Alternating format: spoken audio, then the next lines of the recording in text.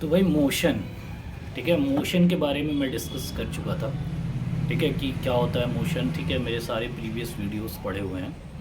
ये मैं बस एक जो है बेसिक कॉन्सेप्ट के बारे में डिस्कस करूँगा। ठीक है कि भाई कैसे आप जो है मोशन को, ठीक है,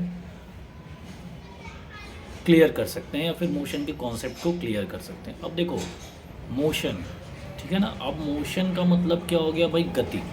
ठीक है, चैप्टर का नाम फर्स्ट चैप्टर है 9th का, मोशन। ठीक है, अब इसका मतलब हो गया गति, यानी कि कोई वस्तु या ऑब्जेक्ट मोशन में। ठीक है, हम कब कहेंगे कि जब वो किसी रेफरेंस पॉइंट से, ठीक है, रेफरेंस पॉइंट का मतलब क्या हो गया भाई? जैसे मान लेते हैं कि मैं एक एरोप्लेन दिख रहा है कि वो एरोप्लेन चल रहा है। ठीक है, तो अब किसके रिस्पेक्ट में चल रहा है? ठीक है, किस रेफरेंस पॉइंट के रिस्पेक्ट में वो मूव कर रहा है।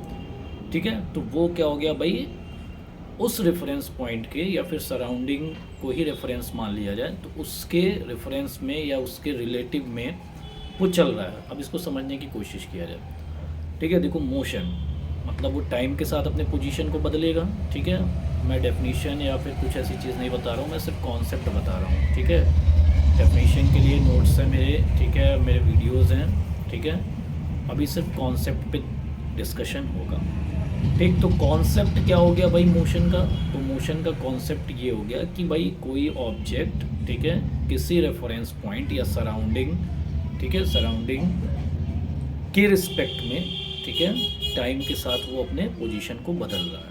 क्लियर हो गया? तो वो कहलाएगा वो बॉडी मोशन में है। अब देखो, और रेस्ट में है तो भाई वो टाइम के साथ अपने पोजीशन को नहीं बदल रहा है, तो वो रेस्ट में है।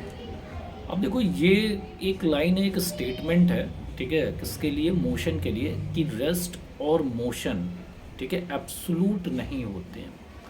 अब एब्सोलूट का मतलब क्या हो गया भाई? एब्सोलूट का मतलब ये हो गया कि फिक्स नहीं है। ठीक है, रेस्ट और मोशन एब्सोलूट नहीं है। ठीक है ना। अब इस शब्द को या इस स्टेटमेंट को हम समझने की कोशिश करते हैं कि रेस्ट, ये बहुत इंपॉर्टेंट है, हर जगह आपको इसका काम आना ही आना है। बेस बनाने के लिए देखो, फिज़िक्स का बेस बनाना बहुत ज़रूरी है। ठीक है, जब आपका बेस स्ट्रॉन्ग रहेगा, ठीक है ना, जब भाई क्यों इमारत जब बनती है तो क्यों नींव पे उसके इतने वर्कआउट किया जाता है? वो इसलिए किया जाता है कि अगर आपका बेस मजबूत है, ठीक है, तो फिर आप इन फ्यूचर कोई भी बड़ा रिस्क ले सकते हैं। ठीक है, या फिर आप उस बिल्डिंग में और भी ऊपर एक्सटेंशन कर सकते हैं। लेकिन अगर नींव कमज़ोर है तो जैसे ही लोड पड़ेगा ढह जाएगा, कहानी ख़त्म हो जाएगी। ठीक है, तो भाई मैंने क्या बताया? Rest and motion is not absolute, it is relative. ये रिलेटिव है। आप समझते हैं इस स्टेटमेंट को?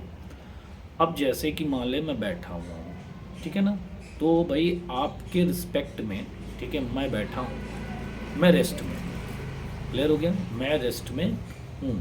ठीक, आपके रिस्पेक्ट में मैं रेस्ट में। अब मान लेते हैं कोई एक ऐसा व्यक्ति हो जो अर्थ के बाहर से मुझे टेलीस्कोप या जो भी उसके पास इक्विपमेंट है वहाँ से देख रहा है, तो उसके रिस्पेक्ट में मैं मूव करूँगा, क्योंकि अर्थ क्या है? मूव कर रही है। ठीक है ना, अर्थ क्या है? मूव कर रही है। तो भाई उसके रिस्पेक्ट में मैं मोशन में आ गया और आपके रिस्पेक्ट में मैं रेस्ट में आ गया। ठीक है, तो आपके रिस्पेक्ट में मैं रेस्ट में आ गया और उसके रिस्पेक्ट में मैं किस में आ गया भाई? मोशन में आ गया। तो भाई ये रिलेटिव है। आप किससे रिलेट कर रहे हैं? मैं उस पर्सन से रिलेट किया, ठीक है, जो अर्थ के बाहर है, ठीक है, उसके रिस्पेक्ट में या उससे रिलेट करने पे मैं मोशन में आ गया। और मैं अगर आपसे रिलेट कर रहा हूँ तो मैं रेस्ट में आ गया। क्लियर है? अब इसको और अच्छे से समझते हैं। जैसे मान लेते हैं मुझे जाना है लखनऊ या दिल्ली या कहीं भी, गोवा, और कोई एक स्टूडेंट है मेरा, ठीक है, जो मुझे आया है स्टेशन छोड़ने। ठीक है, तो भाई स्टेशन छोड़ने आया तो मैं बस में बैठ गया। समझना बात को। अब बस चल दी, मैंने टाटा किया, कहा भाई थैंक यू सो मच, तुम आए मुझे छोड़ने, बहुत बहुत अच्छा लगा मुझे, अब मुझे जाने दो। बस चल दी है भाई, जा रहे हैं, इमोशनल टाइम है। ठीक है, तो उसमें क्या हुआ भाई कि बस चल दी। अब मैं पूछूं, ठीक है, मैं पूछूं कि भाई मैं रेस्ट में हूं तो मोशन में। जब भी कोई भी ये प्रश्न पूछता है, ये क्वेश्चन पूछता है कि this body is in rest और इन मोशन, तो सबसे पहला क्वेश्चन आपका ये होना चाहिए with respect to whom? With respect to whom. अगर आप ये सवाल नहीं पूछते हैं या ये सवाल नहीं दिया है तो आपका आंसर 100% गलत हो जाएगा। जैसे मैं बस में बैठ गया और मेरा स्टूडेंट बाहर खड़ा है, बस में मैं बैठा हुआ, सभी यात्रीगण सभी पैसेंजर्स बैठे हुए हैं और बस चल रही है, ठीक है ना, बस चलना स्टार्ट कर दी। तो भाई जब बस चलना स्टार्ट कर दी है तो मैं पूछूं कि मैं रेस्ट में हूँ कि मोशन में। अब कुछ कहेंगे बच्चे भाई रेस्ट में, तो अगर मैं रेस्ट में हूँ तो मैं लखनऊ कैसे पहुँचा। कुछ कहेंगे मोशन में है तो मैं कहूँगा भाई मैं तो बैठा हूँ। भाई ऐसा हो सकता है, क्यों नहीं हो सकता, बिल्कुल ये है, लॉजिक है। तो देखो भाई, अगर मैं बात करूँ अपना मेरे स्टूडेंट की जो मुझे बाहर छोड़ के आया है, ठीक है, जो मुझे बाहर छोड़ के आया है, ठीक है, वहाँ से जो टाटा कर रहा है उसके रिस्पेक्ट में मैं मोशन में हूँ, ठीक है। अगर मैं बात करूँ उसकी, क्योंकि वो मुझे देख रहा है चलते हुए, ठीक है ना, और मैं बाकी पैसेंजर जो मेरे आसपास बैठे हुए हैं या मैं बगल में ये जो मेरा बंदा बैठा हुआ है इसके रिस्पेक्ट में इमेजिन करो, physics is all about imagination, ठीक है।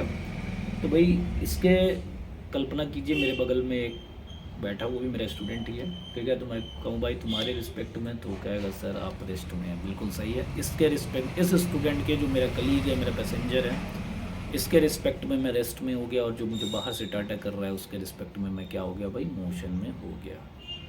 क्लियर हो गया, ये कहानी बिल्कुल क्लियर हो गई।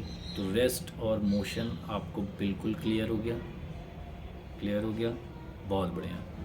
तो अगर रेस्ट एंड मोशन क्लियर हो गया, ठीक है, तो हम आगे बढ़ते हैं, ठीक है। आगे अगला टॉपिक है डिस्टेंस एंड डिस्प्लेसमेंट, ठीक है ना। अगला टॉपिक है डिस्टेंस एंड डिस्प्लेसमेंट, ठीक है। अब देखो डिस्टेंस, ठीक है, इसके बारे में मैं कई बार बता भी चुका हूँ, फिर बता देता हूँ, ठीक है। डिस्टेंस क्या है भाई, डिस्टेंस क्या है, चली गई दूरी, दूरी, ठीक है, यानी कि हमारे और आपके बीच में, ठीक है, कई रास्ते हैं जो हम आप तक पहुंच सकते हैं, ठीक है। जैसे मान लेते हैं मुझे जाना है गोलघर, अब मैं हो सकता है कि मेडिकल कॉलेज होते हुए हूँ, या फिर मैं गोरखनाथ होते हुए हूँ, ठीक है, या फिर मैं जो है दिल्ली चला जाऊँ, दिल्ली होके आऊँ, माई लाइफ माई चॉइस, ठीक है। तो भी क्या कह सकते हैं आप कि भाई सारे तरह से दूरी चलेंगे हम, ठीक है। तो चली गई दूरी, डिस्टेंस, ठीक है।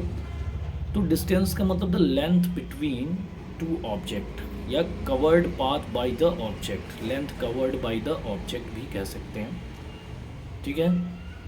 तो भैया जब ये हम कह सकते हैं, ठीक है, तो यानी कि डिस्टेंस तो बहुत हो सकती है, हो सकता है हमारे हम आपके बीच का जो डिस्टेंस है वो 100 भी हो सकता है, 200 किलोमीटर भी कर सकते हैं, 500 किलोमीटर भी कर सकते हैं, 5000 किलोमीटर भी मैं कर सकता हूँ, ठीक है, क्योंकि मेरी चॉइस है ये। मैं डिस्टेंस पाथ कवर्ड में कुछ भी कर सकता हूँ भाई, मैं कैसे भी चल सकता हूँ। तो डिस्टेंस क्या हो गया, path covered by the object, ठीक है, इज कॉल्ड डिस्टेंस। अब वो कैसे भी कवर कर सकता है, ठीक है ना, वो कैसे भी कवर कर सकता है, ज़रूरी नहीं है कि वो एक ही तरह से कवर करे। क्लियर हो गया।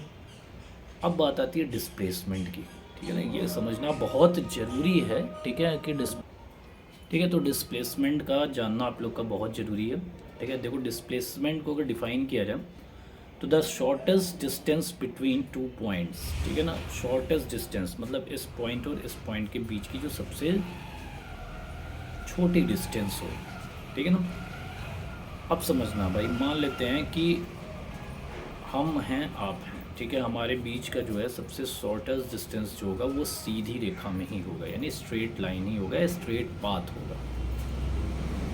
तो अगर मैं कहूँ कि भाई इस ऑब्जेक्ट और इस ऑब्जेक्ट के बीच का डिस्टेंस कितना है, तो वो कई हो सकता है, हम इधर से भी जा सकते हैं, इधर से भी जा सकते हैं, ऐसे भी जा सकते हैं, वैसे भी जा सकते हैं, लेकिन डिस्प्लेसमेंट सिर्फ स्ट्रेट लाइन में ही होगा। तो अगर कोई भी शॉर्टेस्ट पाथ अगर आपसे बोला जाए, ठीक है, कि जो कवर किया जा रहा है, ठीक है, between two points, that is called displacement, उसको कहते हैं विस्थापन, ठीक है ना। तो वो सबसे शॉर्टेस्ट पाथ क्या होगा, स्ट्रेट लाइन। अब जैसे मैं बोल दूँ यहाँ से मुझे जो है, सपोज़ करिए कि मुझे जाना है गोलघर नहीं, थोड़ा दूर चलते हैं, गोंडा जाना है, ठीक है ना। तो गोंडा जाना है तो भाई जो डिस्प्लेसमेंट होगा वो स्ट्रेट लाइन होगा, हम कैसे जाएंगे, उड़ के जाएंगे, ठीक है। हम जो है कैसे जाएंगे, उड़ के जाएंगे बाई चॉपर, अपने पर्सनल चॉपर से, ठीक है ना। तो वो हो गया हमारा डिस्प्लेसमेंट। क्लियर हो गया। तो डिस्टेंस, डिस्प्लेसमेंट क्लियर हो गया। डिस्टेंस की जो एसआई यूनिट है, ठीक, वो क्या है भाई, वो क्या है, एसआई यूनिट क्या है, मीटर है, और डिस्प्लेसमेंट की भी एसआई यूनिट मीटर है, दोनों ही लेंथ है, ठीक है। तो भाई दोनों का एसआई यूनिट मीटर हो गया। जो एक डिफरेंस है वो ये है कि जो डिस्टेंस है वो स्केलर क्वांटिटी है, अदिश राशि इसमें दिशा नहीं है। अब भाई कहेंगे हम तो चल रहे हैं सर, मान लीजिए हमको जाना है गोलघर, भले ही हम कहीं सीधा उधर से घूम के जा रहे हैं, तो हो सकता है कि भाई मेरे तो दिशा तो होगी, एक फिक्स पाथ नहीं है आपका, ठीक है, एक परफेक्ट या एक दिशा नहीं है। हमें पहले ईस्ट चलेंगे, फिर वेस्ट चलेंगे, फिर नॉर्थ चलेंगे, फिर साउथ चलेंगे, या ऊपर चलेंगे, नीचे चलेंगे, कैसे भी जा सकते हैं, लेकिन डिस्प्लेसमेंट में फिक्स पाथ है। यही a one and only one path is there, सिर्फ एक पाथ है, one and only one path, that's why this is a vector quantity, ठीक है। मैग्नीट्यूड के साथ इसमें डायरेक्शन फिक्स है। क्लियर हो गया? तो ये हो गया भाई डिस्टेंस एंड डिस्प्लेसमेंट, ठीक है। अभी मैंने एसआई यूनिट की बात की, ठीक है, एसआई यूनिट के बारे में भी कुछ बता देता हूँ, ठीक है। देखो एसआई यूनिट क्या है, इसको इंटरनेशनल यूनिट्स भी कहते हैं, इंटरनेशनल सिस्टम यूनिट्स भी कहते हैं। देखो क्या है, एसआई यूनिट की ज़रूरत कोई कुछ बहुत पहले एक समस्या थी, ठीक है, अभी भी कुछ जगह है वो समस्याएं। जैसे मान लेते हैं कि हम गए सपोज़ करो मंडी में गोभी खरीदने, और हमने बोला भाई 2 पसेरी गोभी दे दिए, ठीक है, तो भाई वो समझ जाएगा, भाई 2 पसेरी वो दे देगा। अब मैं सपोज़ करो यूएस में गया, ठीक है, और मुझे टोमेटो ख़रीदना है, ठीक है, और मैंने बोला वहाँ के भाई जो भी है शॉपकीपर से, गिव मी 5 पसेरी टोमेटो, तो वो कहेगा what the hell you are talking, ठीक है, अब क्या बोल रहे हैं मुझे समझ नहीं आ रहा है, पसेरी क्या भाई, पसेरी उसको समझ में नहीं आया, पसेरी लोकल लैंग्वेज है। या फिर मैं ये कहता हूँ कि भाई जाओ भाई 5 बित्ता जो है कपड़ा लेते आओ, ठीक है, तो 5 बित्ता, ठीक है, तो हमारे लिए तो भाई वो 5 बित्ता हो गया, हम समझ जाएंगे, लेकिन कोई ऐसा व्यक्ति जो यहाँ का नहीं हो, लोकल वो नहीं समझ पाएगा। तो इस वजह से सारे साइंटिस्ट मिले और कहे कि भाई एक ऐसी यूनिट होनी चाहिए जो हर जगह मान्य हो, हर जगह हर लोग चला पाएँ, हर लोग जो है उसको कर पाएँ। क्लियर है? तो इस वजह से एक ऐसा यूनिट बन गया भाई अपना मस्त वाला, ठीक है, कि हर साइंटिस्ट वही फॉलो करेंगे ताकि किसी को समस्या ना हो। यानी यूएस में बैठा बच्चा भी फोर्स की एसआई यूनिट न्यूटन पढ़ेगा, और गोरखपुर का बच्चा भी फोर्स की एसआई यूनिट न्यूटन। तो ये सिमेट्री आ गई, इस वजह से इसको लिया गया। क्लियर हो गया?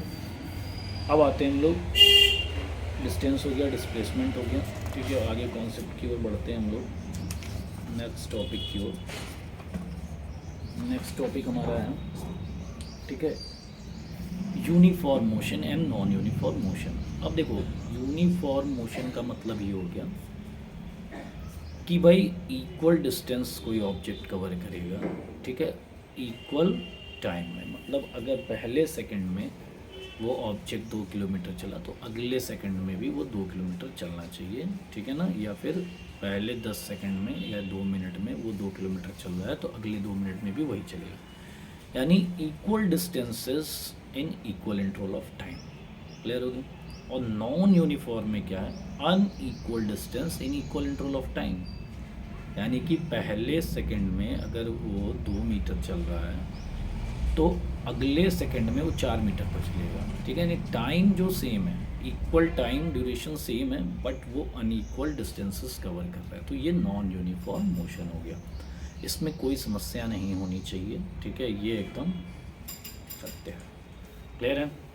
अब हम आते हैं भाई अपने सेकंड पार्ट में, ठीक है, जो कि है स्पीड एंड क्या है भाई, वेलोसिटी। अब देखो स्पीड जो है ना बहुत आसान है, ठीक है, इसका कॉन्सेप्ट बड़ा ही इजी है, ठीक है। स्पीड को अगर मैं बात करूं कि स्पीड क्या है, तो स्पीड क्या है भाई, स्पीड है डिस्टेंस पर यूनिट टाइम, ठीक है, distance travelled by the object at unit in unit time, ठीक है ना। यानी कि किसी एक यूनिट टाइम में कोई ऑब्जेक्ट जितना डिस्टेंस कवर करेगा वही उसका स्पीड है। तो speed is equal to distance upon time. Speed is equal to distance upon time. Distance की यूनिट हो गई मीटर और टाइम की यूनिट हो गई सेकेंड। क्लियर हो गया? ठीक है, टाइम की यूनिट क्या होगी भाई, सेकेंड। तो डिस्टेंस अपॉन टाइम। अब इसकी जो एसआई यूनिट है, ठीक है, वो होगी मीटर पर सेकेंड, ठीक है ना। और ये एक क्या है भाई, अदिश राशि है, यानी कि स्केलर क्वांटिटी है। तो 3-4 पॉइंट इसमें इंपॉर्टेंट हो गए। पहला डेफिनेशन, ठीक है, distance covered by the object in unit time, ठीक है। दूसरा formula, speed is equal to distance upon time. और तीसरा आपका निकल के सामने आता है कि speed is a scalar quantity. तो ये 3-4 टॉपिक बस लिख देंगे आप स्पीड में, आपका क्लियर हो जाएगा। क्लियर हो गया। अब आता है वेलोसिटी। तो वेलोसिटी को सिंपल एक भाषा में आप कह सकते हैं स्पीड विथ डायरेक्शन, ठीक है ना। स्पीड, ठीक है, चाल, दिशा के साथ। स्पीड का हिंदी होता है चाल, ठीक है, और वेलोसिटी का हिंदी होता है वेग, ठीक है ना। तो चाल यानी स्पीड के साथ अगर डायरेक्शन हो गया तो वो क्या कहलाएगा भाई, आपका वेलोसिटी, ठीक है ना। इसकी एसआई यूनिट भी मीटर पर सेकंड होती है और इसका फॉर्मूला होता है v इज इक्वल टू, या velocity is equal to displacement, क्योंकि डायरेक्शन होगा तो डिस्प्लेसमेंट अपॉन टाइम, ठीक है। और ये एक वेक्टर क्वांटिटी है क्योंकि इसमें डायरेक्शन है। तो ये 2-3 चीज़ें क्लियर हो गई, ठीक है ना। बहुत बढ़िया, आगे की ओर चलते हैं। ठीक है, अब जो एवरेज वेलोसिटी है, ठीक है, एवरेज वेलोसिटी क्या है, ठीक है। अब देखो एवरेज स्पीड उससे पहले समझते हैं, ठीक है। तो भाई एवरेज स्पीड क्या है, total distance upon total time taken by the object. जैसे कि मान लेते हैं कि हम यहाँ से लखनऊ गए और हमारी स्पीड भाई कांस्टेंट तो रहेगी नहीं, वेरी करेगी। कभी जाम मिलेगा, कभी मैं हाईवे मिलेगा, हाईवे पे मेरी स्पीड बढ़ जाएगी, ठीक है, सिटी में मेरी स्पीड कम हो जाएगी, ठीक है। तो टोटल डिस्टेंस कवर्ड, ठीक है, total distance covered by the object upon total time, तो उसको निकाल के हम लोग एवरेज स्पीड निकाल लेंगे, ठीक है ना। Total distance covered by the object, ठीक है, अपॉन, तो एवरेज का मतलब हो गया कि लगभग आप जैसे कभी आप 20 चले, कभी 100 चले, तो 20 का एक एवरेज निकल गया आपका, ठीक है। मान लेते 50 आ गया, ठीक है, तो आप 50 किलोमीटर एवरेज मान लेंगे कि भाई हम पहुँच गए। जैसे होता है ना भाई, हम 5 बजे का निकले और हम मान लो 5 बजे निकले और हम 6 घंटे में लखनऊ पहुँच गए, ठीक है ना। तो 6 घंटे में अगर मैं लखनऊ 300 किलोमीटर ट्रैवल कर लिया, ठीक है, तो total distance upon total time निकाल लेंगे, ठीक है, वही हमारा एवरेज स्पीड हो जाएगा। तो हम कहेंगे भाई आप लगभग 50 किलोमीटर पर आवर से आप चले होंगे, तभी आप पहुँचे 6 घंटे में। 1 घंटे में 50 हो सकता है मैं 9 सड़क पे जाके फंस गया होगा, उसके बाद मुझे जैसे ही हाईवे मिला मैं 180 चलाने लगा, ठीक है। तो ये ऐसा हम कर सकते हैं। क्लियर है, क्लियर हो गया। अब आता है एवरेज वेलोसिटी। तो एवरेज वेलोसिटी बिल्कुल भी किसकी तरह, एवरेज स्पीड की तरह नहीं है। एवरेज वेलोसिटी होता है बेटा initial arithmetic mean of initial plus final velocity. यानी कि अगर कोई ऑब्जेक्ट u वेलोसिटी से चल रहा है, ठीक है, और उसकी फाइनल वेलोसिटी v हो गई, तो उसकी average velocity u plus v by 2 होगी, ठीक है ना, बाई 2 होगी। तो वो हो गया आपका एवरेज वेलोसिटी। क्लियर हो गया। तो वो हो गया आपका एवरेज वेलोसिटी। एकदम क्लियर हो गया, पक्का क्लियर हो गया, बहुत बढ़िया, ठीक है। अब हम बात करते हैं, ठीक है।